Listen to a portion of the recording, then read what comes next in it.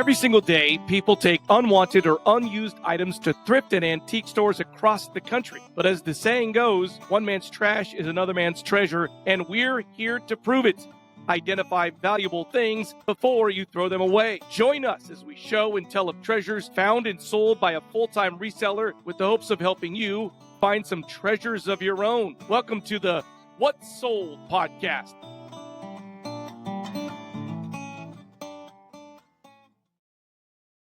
Welcome back to the What's Sold podcast. I am Brandon here with the Mercento de Madnesso, Mr. Matt Brock, king of all reselling things. He says he's not, but you don't have to qualify it. You can just say king. I've crowned him. I have crowned and proclaimed him king of all things Mercento. So it is good to be back with you, Matt. It feels like even though we did a show last week, it does feel like for whatever reason that we've been two ships in the night. So it's fun to be back with you. We are still recovering. I'm slowly but surely seeing the recovery process from Hurricane Helene. I know we've talked about it a lot. People on the show have sort of reached out to us. Thank you, Yvette.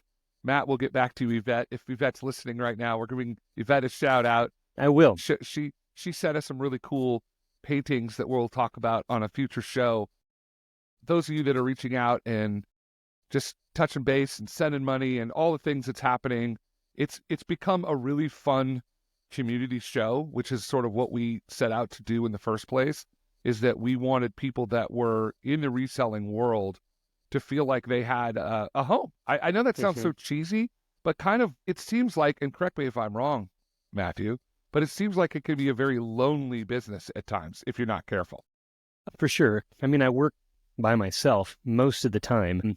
I happen to kind of like that now, but in order to do that kind of thing, you have to be okay. Are you saying you're antisocial? What I'm saying is that when I was younger, I was much more, and people actually who know me personally are still surprised to hear this, but I was much more extroverted when I was younger. And I've become more introverted as I've aged, but because introversion, extroversion has a lot more to do with how, like what it's like for you, what the experience is like doing social things. So extroverts oftentimes feed off of the energy of that social interaction, and they like it and they thrive in it. Introverts, it's not that they're not social people, but it takes a lot of energy. It kind of sucks them dry a little bit, and so then they need to have a period of time, maybe around nobody. This is not for everybody. This is not everyone is like this, but so that's me. When I was younger, I thrived in it. I'm still I think a personable person when I'm interacting with people, but I also like to have some time just being quiet or being alone. I get that a lot with work. I'm working from home where I'm traveling around, so it can be lonely, but also it can be very satisfying, just depending on what your personality is. Well, if you're a person that's out there and you need a virtual shoulder to lean on or to cry on, that's what the What's Sold podcast is all about. That's exactly right. If you're like Matt and you're a stoic, you could go out there and you're just you don't need anyone. But I need people, and I love community and people. No, I completely get that. I work alone a lot as well. I spend a lot of time in the editing studio, and that's a very, very solitary process. I mean, literally where you've got headphones on and you can't hear the outside world. So that can be a little bit taxing, I guess you will. So it's fun to come back and sort of leave that behind for a little bit and sort of enter into the greater void, if you will. So it is good to be back. What happened with you this week, Matt? What was going on? I know you had a little bit of a cold. There's a little bit of downtime. Yeah, I'm kind of getting over some I don't know if it was a cold or allergy stuff, but things are going around this time of year. Yeah. And I have young kids, so they're bringing who knows what kinds of stuff in and through the house rats. all the time. Oh, they're so gross. Little germ machines. But no, it was a great week, actually. Some decent sales.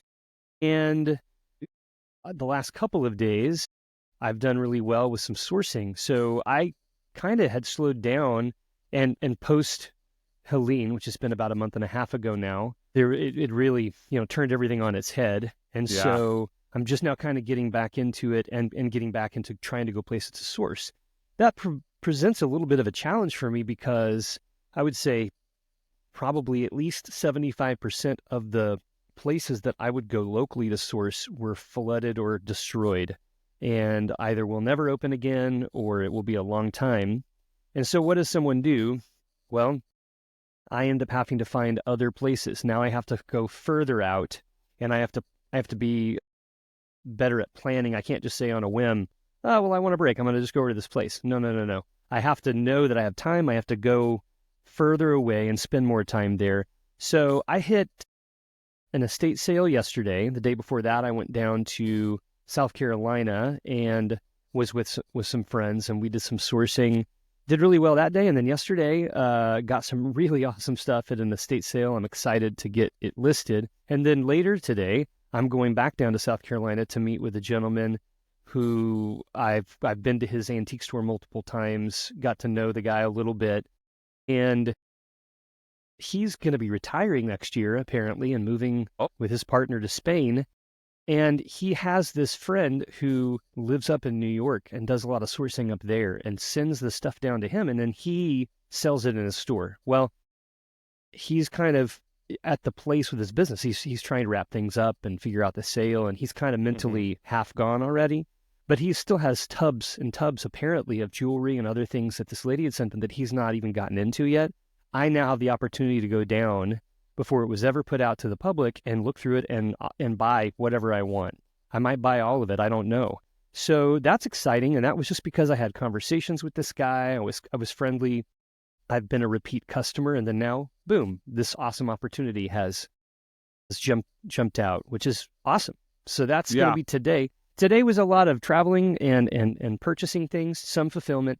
Next week, I basically have to this is about the discipline part. I just have to tell myself, you don't need to go out and buy anything this week. Don't do it. Just stay back and photograph and list everything that you got last week, because that's the best thing. When you're like, it's not the fun part. No, I will have finished the fun part this week.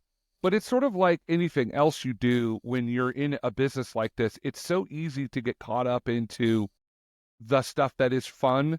And I find for myself, it's very much like I have a list of things that I need to do every day. And I check them off that list, because otherwise what ends up happening is at about 8 o'clock when I've put my kid to bed or whatever, I look at them like, I never did X. And that's really important. So when when you're doing your budgets, or when you're, Matt and I had a lunch date planned, and he's standing me up because he's going to do this thing. It's like leaving yourself. I think time is a funny thing. It's a lot like money. I think a lot of people think about, when you budget, you're like, yeah, you got to leave some money aside for when you want something else. Time is the same way. You cannot book out your life so much that you don't have room for other things. So if something like this comes up, now I'm an easy dump, right? I'm an easy get rid of that guy. Well, I see. There is a birthday gift for you. Nice. If that helps you in any way. I will say that the pocket watch you gave me, I can't get it to work. So I'm like, that guy, Rusty, shady. It's the kind of thing Rusty would do when he was driving around in his Tinker van. I'll work on it, selling man. Stuff. He's like, look at this beautiful thing. And then you're like, what? No, it makes me think of, did you ever see the movie Snatch? Did you ever see that movie? Of course, yeah. It makes me think of the Russian guy where he's spinning the barrel of this gun, and he's like, the weight, it's a sign of reliability and all this stuff. He's really selling him on it. And then he sells it to him, and the only time he needs to pull it out and use it, it doesn't fire. It doesn't work. Right. Yeah. That's me. It's a big sell, and then you get it, and you're like, this is not at all what he said it was going to be. I don't know if this is really good advertising for you, Matt. To go have people that are listening like, wait, what? He did what? No, Matt gave me this beautiful pocket watch that I love. As I have talked about many times, I am slowly but surely metamorphing into a circa 1905 gentleman. Well, I've got some opera, binoculars for you as well. Like, we're gonna have all kinds of. I have monocle, my stick pin and my monocle and That's my pocket exactly watch and my old-fashioned suit, my spats. Yeah, I'm gonna be a man about town once I'm all done with everything you've I need to get you somebody like a locket that has someone's hair, woven into it from the Victorian era. This was my great grandfather's. It can't be somebody that I know. It has to be some random lock of hair, just carrying it around with me. Well, anyway, Matt, again, too much frivolity, too much devil may care. What did you sell this week? That's what we're about. What you I sold. have a pile of things on the floor here that I've selected just a handful of things to talk about. First off was I have this in this little baggie, but we'll have pictures for you. But it's multiple wristwatches from. But can I interrupt you really quick, Matt? Because of course, you said pictures. Facebook, in all its glory, has decided that Matt cannot be trusted. Apparently, I don't know. We had a Facebook page, and they're like, "You no longer, you're locked out." I'm like, "What? What happened?" So I'm actually going to be migrating the pictures over to it's still going to be called What Sold podcast, but it will be a different Facebook page. I will put once I get that all up and running, I will put that in the link of the show with pictures. I'm bummed because all the pictures I had up on Facebook are now gone. But anyway, so I will put this picture up on Facebook so that you can see what we're talking about. I know a lot of you watch it, so whatever. Sure. Well, all these watches, it's basically a lot of 5 or 6 watches, a couple women's watches, 2 or 3 men's watches. These are from the 1960s. We're talking about Elgin, Bulova, those kinds of brands, Waltham. This sold for $80. A couple of them work. The rest of them just need to be repaired. And so these are the kind of things you can pick up at thrift stores for like $3 or $4 a lot of times. And sometimes they work. Sometimes I've even bought these nicer old watches and they'll say not working. And they do work. It's just that they're not battery powered watches. They're automatic. You need to crank them and they didn't know how to operate it. So, again, that's just like an example of knowledge of how things work can be useful if you walk into a situation like that. Do you know how much you bought those for? Yeah, so it's hard because I bought this in a larger lot of watches and watch parts and other things. So I paid $50 for a large grouping. And within that grouping, I sold a bunch of pocket watches in a lot. Those sold for, what was that? $75. I sold another lot of watches that sold for $167. These sold for $75. So out of that $50, I'm getting about $300 back. So, I mean, I was in probably 30 or 40 cents a piece on these. So if you think I was maybe $4 or $5 in on all these and they sold for 75. So that's a pretty good return. People still buy watches, watch parts, pocket watches, because there are people who still do repair things. And also there are big collectors for certain brands, certain time periods. Also, these can be made of gold, or silver. And so there can be precious metals involved as well. Right. And a gentleman such as myself who likes to splash high karate on and put on his silk kimono and kick wants into to have an authentic 1960s watch so that I can impress folks with my knowledge of sort of that Mad Men era. I'm getting that guy. I'm getting a nice little watch collection going here. I'm not planning on necessarily keeping them, but I probably have 20 or 30 nice wristwatches from the 30s through the 60s right now, various brands. It's fun. I'm trying to figure out how I'm going to go about selling them individually or in groups. But these were all ones I sold because they weren't really nice and they weren't all operating. I've kept the nicer ones back. Yeah. I feel like there's a watch, with like I have one of the, watch that like keeps track of everything. And a lot of people use the Apple Watch. I feel like someone's going to come out there and invent that watch. These watches look so kind of boring, but I feel like they're going to come out with like a watch that looks a little bit like the face of my pocket watch, but it's going to do all that cool stuff, like keep track of things. Well, I was actually reading an article yesterday where people are saying that the next big thing that will replace smartphones is going to be what they call smart glasses. So people will be wearing eyeglasses or sunglasses but that Google have try things, that? Sure. And well, they've been working on it for quite a while, but apparently they'll have these things that, by where the whatever the stem or whatever of the goes over your ear, there'll be a thing where, there'll be a speaker and you'll be able to talk, you'll be able to see things, you'll be, and it's wild world. I was watching Nova the other day, and they were talking about, they were implanting in this nanotechnology into this blind man's brain so that he could actually take images in. It was the craziest thing. I was like, wow, we are really close to that. Where we're not even going to have glasses, Matt. We're just going to have like an implant. It's going to have and a chip. It's going to do all the things. We're just going to, I need to call Matt, and I'll just stick it, and I'll call you. It'll be crazy. People are, all those, there are going to be people talking about the end of times here with the chips being implanted. Yes, exactly. Yeah. I'm hoping it's not that, but me too. You never know. Another thing I sold, kind of going from wristwatches, I did sell a nice large 18 size Waltham pocket watch. It's what they would call a railway pocket watch because on the back of it, it has an etched train on it. It's a railroad watch. It works. It's from the 1920s. You know, the case has seen better days, but the face is beautiful and it operates correctly. So that sold for $175. So wait, that'd be a guy on the train. It'd be like the Polar Express. Be like, next stop. You know, and Exactly. he'd be checking his watch. Is that guy?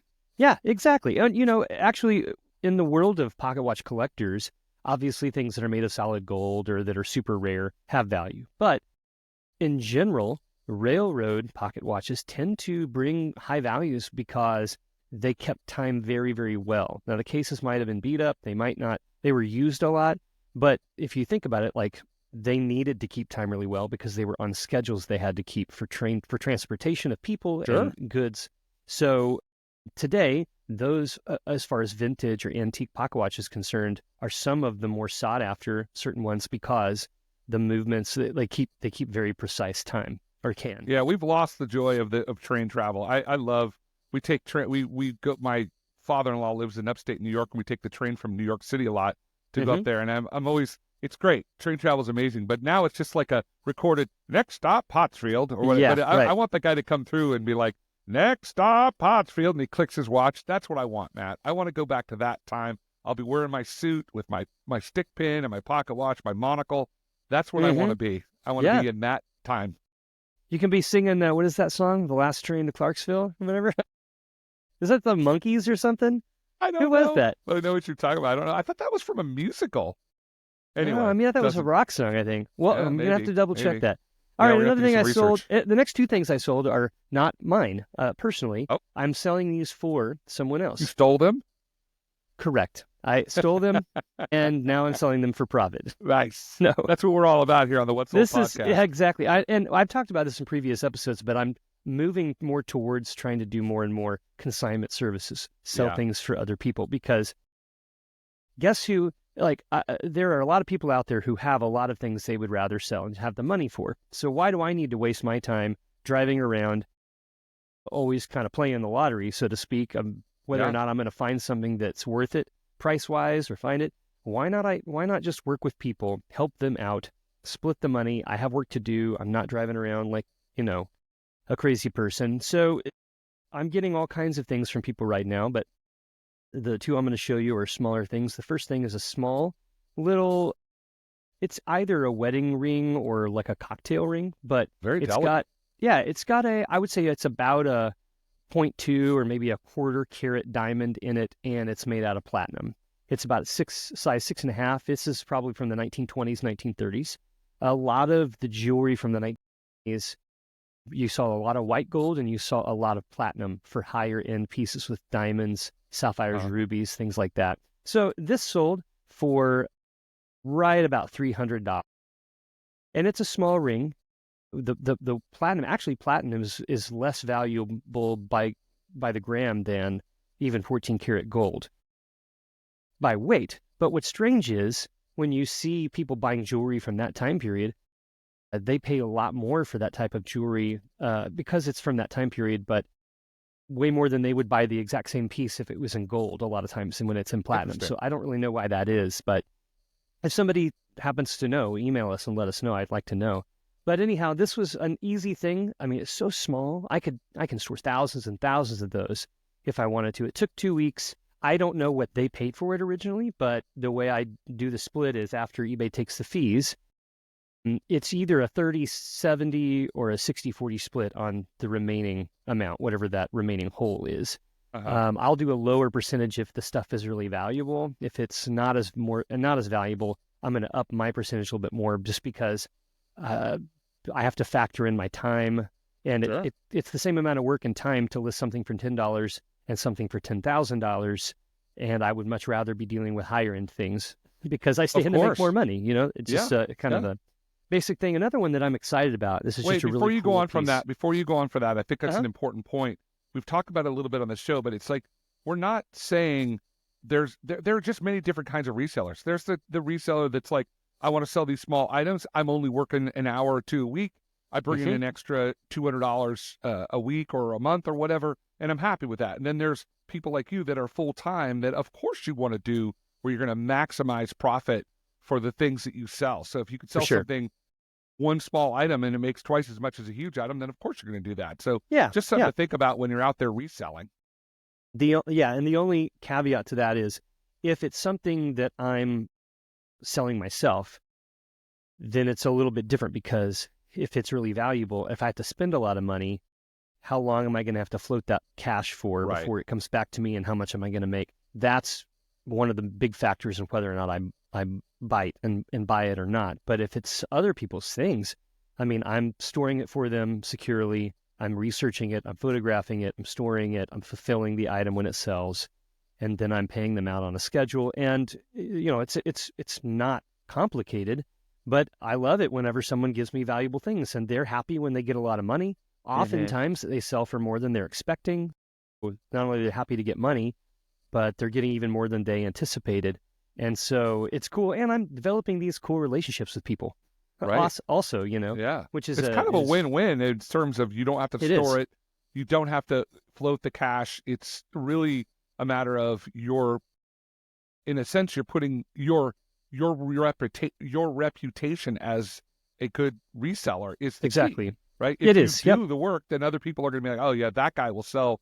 But if you don't do it and you take 6 months and they're like, yeah, whatever, that guy, you know what I mean? So it's like anything else, building that cachet as a trusted reseller. Man, that's gold. Yeah, I think so. And it's working out for me to do it. The last thing I'll show is this it's basically brass. It's a tiny little brass frame with a picture of a woman, Victorian era style hairdo and dress. Yeah. It's actually a flat piece of porcelain, and this is a hand painted portrait of a woman. And the back of it has like a little kickstand thing that pops out, so it doesn't hang on the wall. It would just set on, say, someone's vanity or something like that. Back in that era. This sold for before pictures or something, right? Yeah, before photographs for sure. Yep, and she has like a little necklace on. It's really pretty. That's cool. It is. Yeah, it sold for $275. Wow, and it's small. It's not very big, but it is old. I mean, it's probably 150 years old, possibly older than that. So I think it's French. And I have a variety of other little keepsake boxes, little jewelry boxes and things. Same idea. They have a little painted piece of porcelain on it, like painted portraits, usually of women in dresses, that kind of thing. But they're really awesome. And that was for someone else as well. It's just an item that was inherited. They don't need this. They don't care to have this box in the attic or in the closet anymore. They want to take a vacation with their family, or they want to, they've got bills to pay, things like that. And that's... So this type is going to be a lot of word of mouth. I've been working with people. They're telling people, I'm giving them cards. I'll give cards out. And if I keep at this, it's just going to take over a more and more percentage of my overall business until maybe I'll get to a point where this is entirely what I can do. I've got some other plans and things cooking up for maybe next year, but I don't know how that's going to go. So I'm just staying the course with this right now. Yeah, well. And with the What's Sold podcast, you may not need to work again, Matt. Never. You might just do this. Yep. So you never know. That's for you, listener. Tell your friends. Get people we only up need on 50,000 of you, and then Matt and I can just do this full time. Yeah, we would love to. You know what? We'll do 2 a week. How about that? We'll do 2 of these a week. I would do one every day. If you guys tell more people, yeah, exactly. Why not? Of course. Absolutely. Yeah, there's enough to talk about. We could do it every day. There really is. Yeah, and a little tease, speaking of every day, we are going to be doing a show on consignment selling. We've talked about it to a degree, but as Matt moves more and more into that, there's just things that pop up. So we're going to be talking about consignment selling and sort of how to build a consignment business at a future show. I don't know exactly when, but it'll be fairly soon. So we will be talking about that. But today's show is going to be, Matt has talked about this. We're now, 58, 60 shows in. And Matt has talked about, oh, yeah, I found this teacup and it was worth blah, blah, blah, or this watch or blah, blah, blah. But we haven't really talked a lot about, we talked about tools of the trade and everything. We haven't talked about how one researches these things. So like you get a tub of stuff you buy in the back room of a vintage store or a Goodwill or whatever. How do you research this? And how do you not only how do you research it, but how do you quantify the time that you're going to do to research the item to make it worth your time? So that's sort of the basis of the show today. So Matt, without further ado, how do you research the stuff you find? It's a great question, and I'll just say beforehand that this is not like the right way or the only way, and this is the way I do it, and it has worked for me pretty well. A few things, and they're usually in order. So if it's something I've already sold in the past, oftentimes I'm buying things based on my knowledge of that item already, because I've already bought it and sold it in the past. I already know it's worth it. I know what it sold for, that kind of thing. In those cases, I'm not researching at all because I kind of already remember it.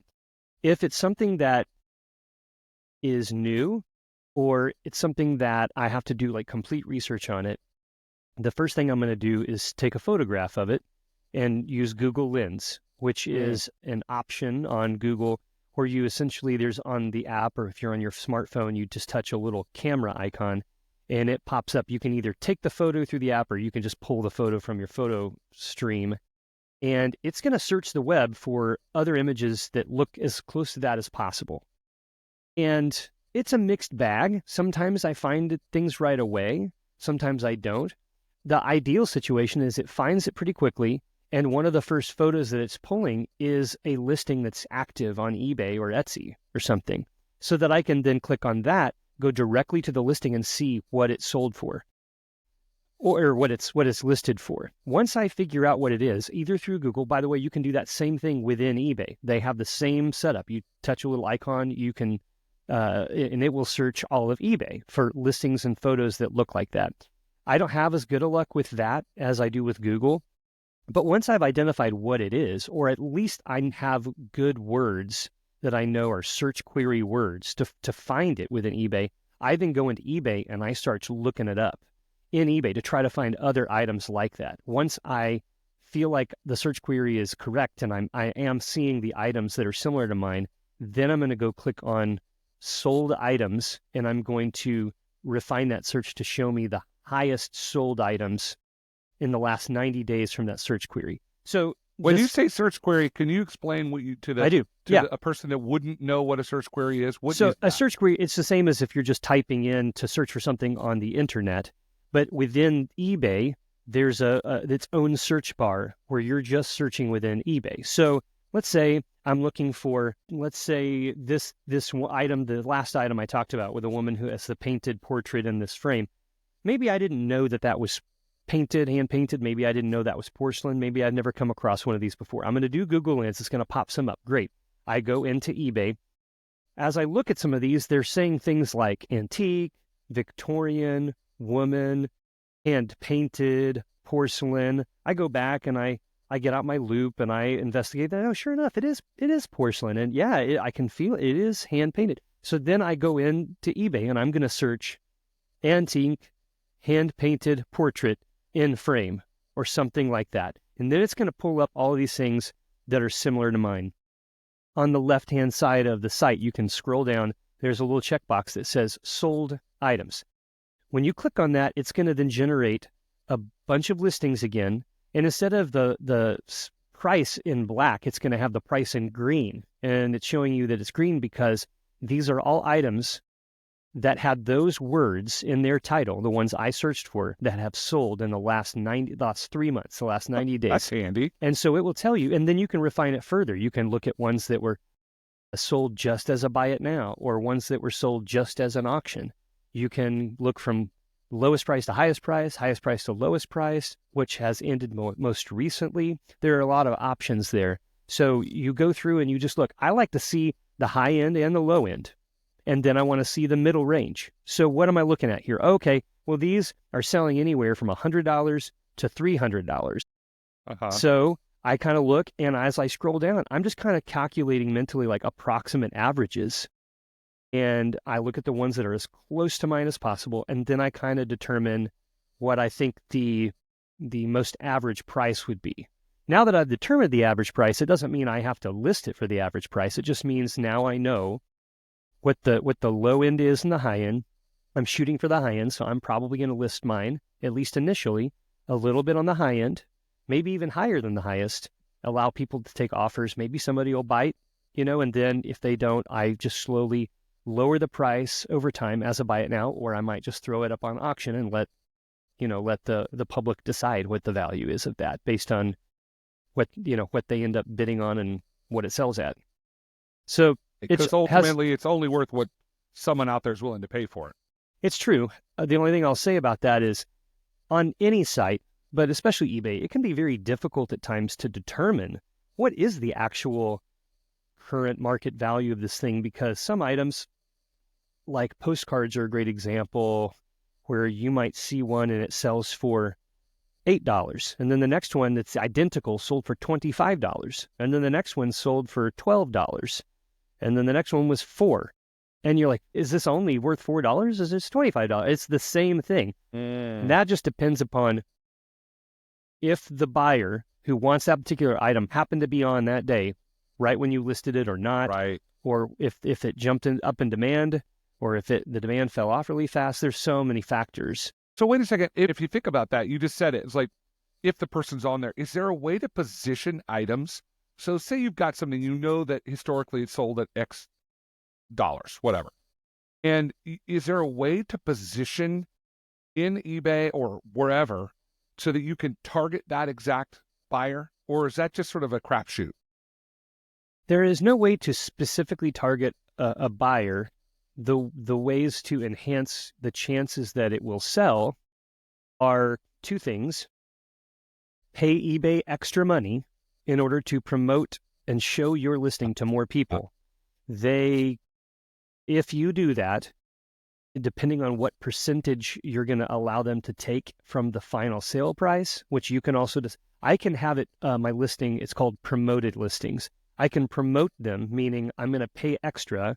So that instead of 100 people seeing this item today, 200 people will see this item today. Doesn't guarantee a sale, but whatever percentage that I market, like let's say I pay them 2% more, meaning if it sells, instead of 13.5% eBay is going to take, they're going to take 15.5% when it sells, but only when it sells. You don't pay until it sells.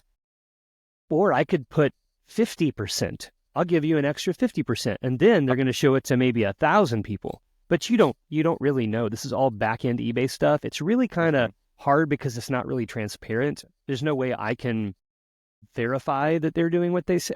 I'm not saying that they're being shady. I'm just saying, well, they do want to sell the item because they're going to make more money the more they sell it for. Yeah, so. I mean, yeah, that's true. I would like to think that that's true. So that's one way you can pay extra money. If you don't want to pay extra money, a way, it's not exactly a cheat code, but it has worked for me and translated to more sales, is periodically, once a month, once a week, twice a week, go into your store and select. You can do this with up to 200 items at a time and end the item. So take it from being an active listing to being not active. It's still a listing that you can access. It's just not live at that moment anymore for people to buy. Once you've ended the listings, that are active, then you go into another section that shows you your ended listings. It just says ended items or items that ended. Mm-hmm. Then it's going to show you everything you just pulled out of your store. Instead of relisting all of them, you hit a button that says sell similar. It copies all of those perfectly. It assigns them a brand new eBay item number. And when you make them go live, you don't even have to change anything about them. You put them back in. Now they are considered through eBay's system new items. Doesn't matter that you had them on 5 minutes ago. They've been assigned a new number. They go back to the top. So anybody who's searched for, platinum ring size 6 diamond ring, vintage diamond ring, when that thing pops up and they're saving that as a search query. Anytime new ones pop up, they're emailed or they're alerted. Now, when I put that back in the store, it's going to hit everybody who's trying to watch for that item pop up. And I have days where I'll relist. I don't relist. I sell similar. I pull out thousands of items in my store because I have multiple stores, and I put them all back in. And I'll have sometimes half a dozen to a dozen sales. I didn't do anything with the price. I just simply assigned them a new number and put them back so that they were listed as of this moment, not a week ago or a month ago whenever I did it. So that's another way to enhance. It doesn't always translate to sales, and sometimes it translates to a lot more. It just depends. Yeah, well, but ultimately, if it bumps it to the top, your odds of someone seeing it is higher. That's all there is to it. Yes, because they're not going to, I mean, who's going through 20, 30, 50 different pages of items of the same item? No, people's attention spans don't do that. They're going to search down 20 or 30, and they're either going to make a decision to buy or not, but they're not going to your page. So if you want people coming into this, I mean, there's somebody looking for your item today that just wasn't on eBay last week when you listed it, but they're on today and they want to buy your item, but they're not going to be able to find it if there's unless it's an item that there aren't very many available. But if it's jewelry or something, there's millions of pieces of jewelry, millions of rings on eBay. You don't want to be number 10 million down in the feed. You want to be one of the ones that just popped up. Yeah. So wait a second. Okay, so we've got Google Image, and we can research in eBay. But what if you find something, I don't know, at a thrift store, and you're like, man, this piece of ephemera, this postcard, whatever it is, this piece of jewelry, how do you determine whether, because you say you only have a brief set of time, what other tools other than your experience, and we've talked about that a lot, that some of the stuff is just experience. You just see it enough times, you know it. So let's assume you're fairly new to it, you don't have the experience. What can you do as a reseller to determine and research items that you find? Well, if you're in the field, the best way is just to use your smartphone and search on Google, search in eBay like I mentioned. If I come across something that I either don't know what it is or I just don't know what the value is, maybe it's super rare, you can't find an example for sale. That's happened to me before. Maybe you find something and you just like literally don't have any idea what it is. Hey, because I've been doing this for long enough, I have relationships with people at antique stores, people who have been doing what I do for 20 or 30 years, that I can snap a photo of and text them and say, hey, what are your thoughts on this? What is this? So it's kind of like phone a friend. I'm like literally photoing something, great idea. Or I might give a ring to somebody and say, hey, what is? Not only that, but I have people who I know buy certain categories of things. So if I find a glass vase that I can see is signed on the bottom, but I don't recognize the signature and I don't know, is this actually Murano or is this something else? I'll take a picture of the bottom of it. Is it a kind of a rough base or has it been polished on the bottom? Like that's one of the things that helps you know if it is or isn't a certain brand. I'll just take a picture of it, or I'll call them and say, I got this thing here. It's this color or this. Do you know this? Do you know this maker? Is this worth getting? And they're a person that buys glass. Would you want this? Would you want to buy this from me? You might even be able to make a sale of the item you haven't even bought yet just by talking to somebody. Yeah, you know, there's something in that too. Like if you have an iPhone or whatever, if even an Android phone, the note section, or if you on your laptop or on desktop, and pulling up a spreadsheet, I could see if you're starting out in the business, when you come across someone, maybe at a pawn shop, maybe at a thrift store that knows something. Put their name, first, be nice to them, be kind, be courteous, all the things we talked about. Put their name in a list of things and note they helped me with X. I find that taking notes about things, because we get so much happening in our day, we forget. Take that extra second to say, this person's really good at ephemera. Write their name down, the store they're at. Give some information, because I love that phone a friend idea. I think it's brilliant. But you could have a lot of people, they're like, oh, wasn't there a guy or wasn't there a woman that knew, but you don't remember who it was, and then it's wasted. So we could spend a lot of time trying to find the same information where we just wrote it down. Exactly. When I'm out sourcing stuff, I chat people up. I know I was talking about how I'm introverted, but I am still a social person, and I like to talk with people. And other people who are shopping there in the jewelry section. Oh, hey, do you buy for yourself or you collect? Oh, I collect. Oh, yeah. Well, do you look for anything specific? Oh, yeah, like I focus on amber or whatever else. And like, okay, great. This person, or I always look for jewelry with opals. That's just my thing, and I know a lot about it. Great. So I can say, well, I buy and sell also. I come across that stuff all the time. Maybe I'll get your number if I ever find something you might want, or I have a question. And they're like, oh, yeah, absolutely. I'd be happy to help.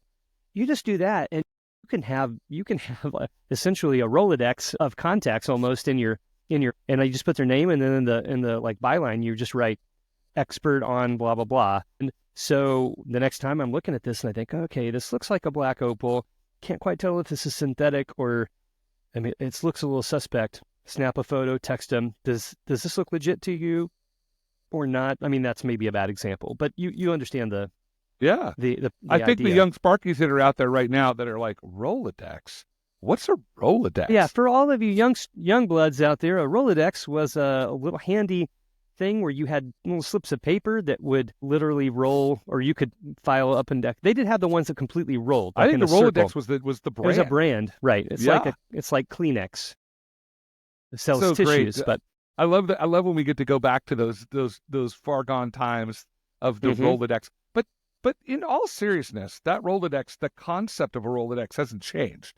It's the medium and the tool in which we do it. So whatever works for you to keep track of this stuff is whatever you're comfortable with. I strongly suggest no matter what you use, just take that extra minute to jot down the information. It will pay off in the long run. You won't see it immediately, but in the long run, like just what you said, Matt, you get, as you've been doing this for a long time, you're going to have your sources, you're going to know who to go to. But when you're starting out, that's part of the research. It's just in any business, it's just, who do I go to when I have a question?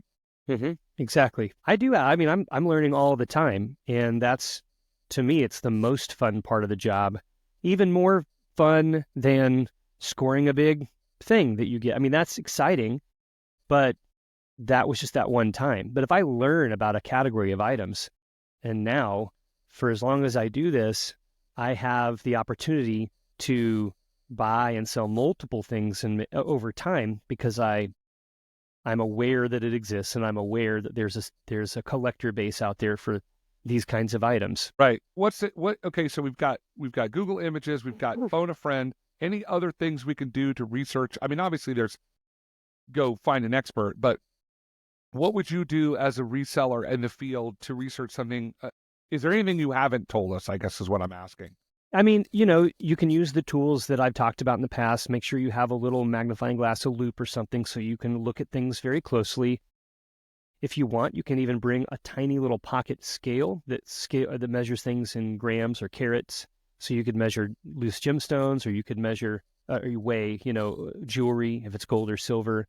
People will usually let you do that. They don't have a problem as long as you're right there in front of them. If you purchase an item that you're not exactly sure what it is, let's use jewelry as an example.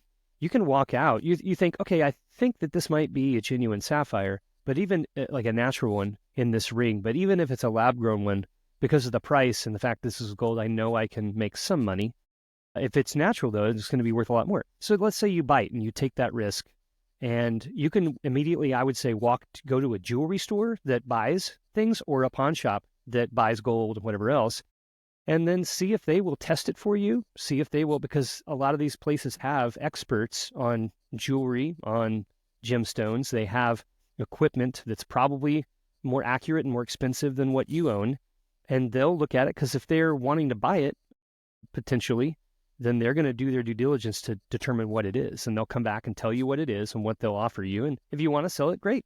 And if not, you walk away with some free information. Somebody who knew more about it than you did told you exactly what it was. Sometimes you can go into a place, and if they tell you it's very valuable, now you can, maybe they have somebody on site that does appraisals, or somebody can recommend a place and you can go get it appraised. And then that gives you an idea of how you might want to sell it or price it. A lot of times appraisals are a lot higher than the actual value. They're based on insurance reimbursements if it's lost or stolen. There's a couple different types of appraisals out there you can get. You can get one just for the item itself, or you can get like a replacement one, or you can get one that's just sort of like a fair market value, what they think. But I do that as well. I mean, I was at a pawn shop yesterday with a pocket watch that I thought might be solid gold, and I just wanted them to. I was getting some conflicting information from my tests, so I had them test it, and that's part of their job. Was it solid gold? Unfortunately, it was not. It's gold filled. It's and beautiful. It was solid gold. Thousands on it. That would. It was very story, tricky, Matt. because it had an 18 with like a little shield around it. The number 18, which oftentimes, if something is marked like that, it is solid. Usually they say rolled gold, or they say 20 years, or there's several indications that it can be gold filled. But if it has a 14 or an 18 on it, a lot of times, most of the time, it is solid. But in this case, it wasn't. And if you're curious about that, go back and listen to the show we did on how to determine gold.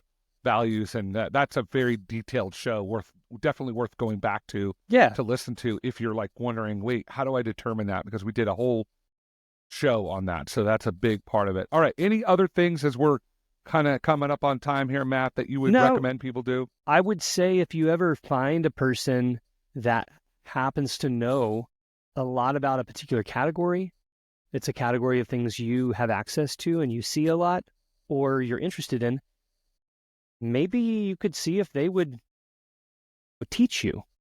Maybe try to interact with them and see if they'll let you be an apprentice. Or I've done this with a jeweler before. I did that for about 6 months with somebody and learned a lot about jewelry construction. Knowledge is the key. Just keep learning. So go pursue that person's knowledge if they're willing to share that with you. And then the next time you find it, you don't need to rely on someone else because you will have learned, and then you can figure it out on your own. That's awesome. It's great. That's this show is packed full of information. I'm gonna have to go back through and listen to it a couple times to pull it all out. But we are out of time. So any last words for the folks out there, Matt?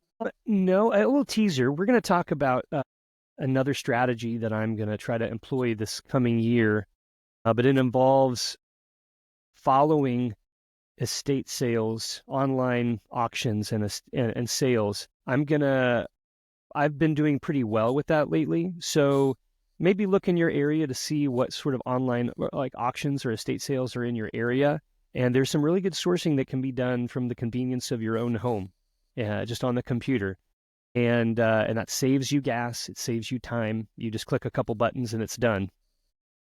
That's cool. I look forward to that one. That'll be fun. All right. Well, we are out of time. Remember to, if you get a chance, to follow, like, and subscribe. Someone, actually, a couple of people have asked, how do we write reviews? Almost every podcast site has a section on there where you can write a review. Apple Podcasts are really good reviews, but iHeart and Spotify, they all have a review. Write us a review. Tell us what you think. Good, bad, or indifferent. It's just really helpful for us. Remember, you can always email us at justwhatsoldpodcast@gmail.com. We try to get back to you. We get a lot of emails, so we might not answer that day, but we'll try to get back to you as soon as possible. We look forward to hearing from you guys, but otherwise, that is all the time we have. Have a great rest of your week. Take care.